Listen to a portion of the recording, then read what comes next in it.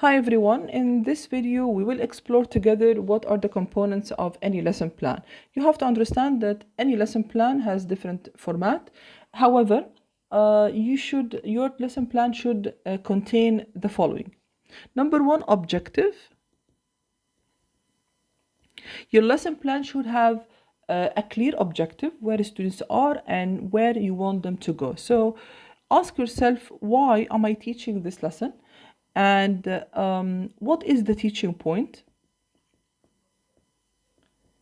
Also, ask yourself, do I have one objective or many objectives? Are these objectives for today, or are they part of a bigger framework where they will be emphasized over a period of time? Normally, we have two objectives. One main objective and 2 to 3 sub-objectives.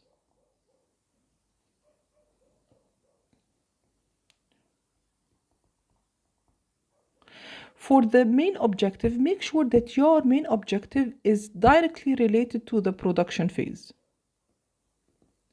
In the production phase, we ask students to use the learned point, whether vocabulary or language concept or expression or idiom. So you are asking them to use the learned point in a different context or a different setting. For example, if you present your learned point in the presentation phase and the setting was restaurants or hotels, make sure that in the production phase you use a different setting in order to emphasize and confirm to the students that this language concept or this grammar rule or this vocabulary can be used somewhere else. So the main objective is normally directed to the production phase. As for the sub-objective, the sub-objectives are normally directed to the language or skills acquired throughout. Like, for example, I want my students to listen I want them to listen for details. I want them to detect or guess the meaning of difficult vocabulary. So these are the skills that you're teaching students throughout, and also you're teaching them language concepts or functional English, an expression or a grammar rule, so that they can use it eventually in the production phase as well. So let's say that the production phase is related to content, is content related to content using the language learned, and the sub-objectives are related to language or skill.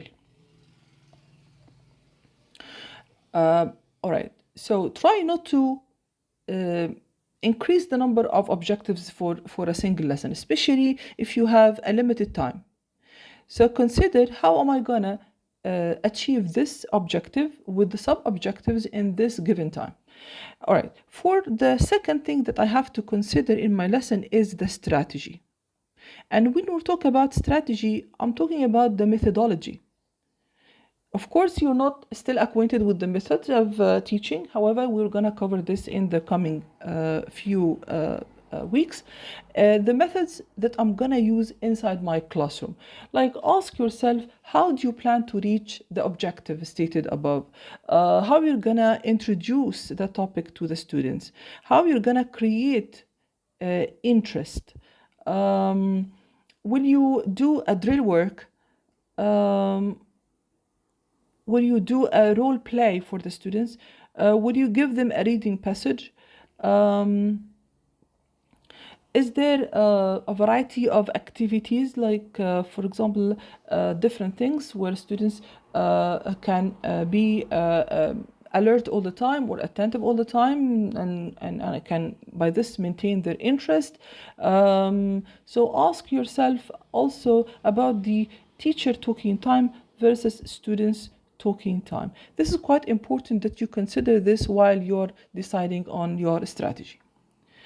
The third point that you have to consider while planning your lesson is the appropriateness.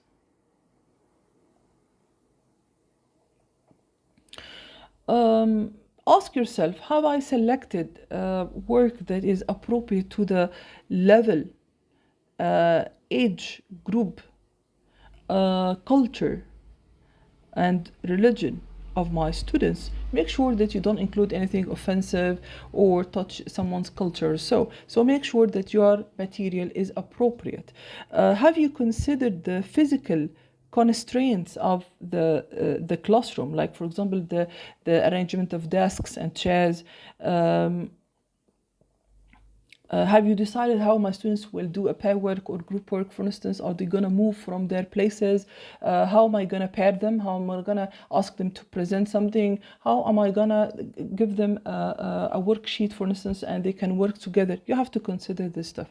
Have you considered the material that you're going to hand to your students? Have you made enough copies? Are you sure that they can share the same paper, for instance, or the same exercise? Have you considered the time that you are giving to the lesson? Don't plan something big and then at the end find out or end up not even achieving half of your objectives. So this is the third point that you have to consider while